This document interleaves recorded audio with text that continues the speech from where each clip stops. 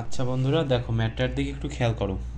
কি লেখা আছে যে আমাদেরকে কি বের করতে হবে বলো তো? আমাদেরকে সময় বের করতে হবে। কোনো পরিবাহীর মধ্য দিয়ে 2 অ্যাম্পিয়ার তড়িৎ প্রবাহিত হচ্ছে, ভালো কথা। এখন কি করতে পারি আমরা? এর মধ্য দিয়ে 500 কুলম চার্জ, কয় কুলম? 500 কুলম চার্জ সঞ্চালিত হতে কত সময় লাগবে? ভালো, খুবই ভালো।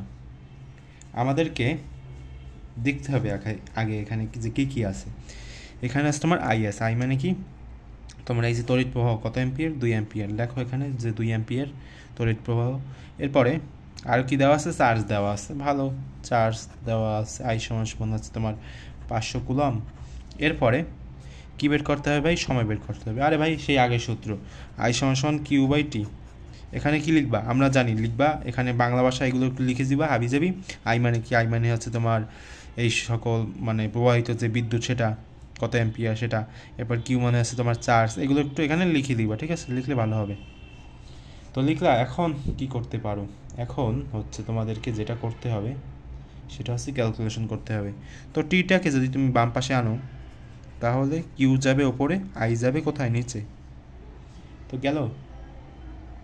এরপরে কিউ এর জায়গায় তুমি 500 লেখো। 500 কি? কুলম। এরপর টি এর মানে আই এর জায়গায় 2 লেখো। ক্যালকুলেশন করো। কীভাবে ক্যালকুলেশন করবা? ক্যালকুলেশন যদি না করতে পারো তাহলে এই ক্যালকুলেটর দিয়ে ক্যালকুলেশন করবা, ঠিক আছে? আর তোমরা যদি এই ক্যালকুলেটর কিনতে চাও তাহলে নিচে লিংক দেওয়া আছে, ঠিক আছে?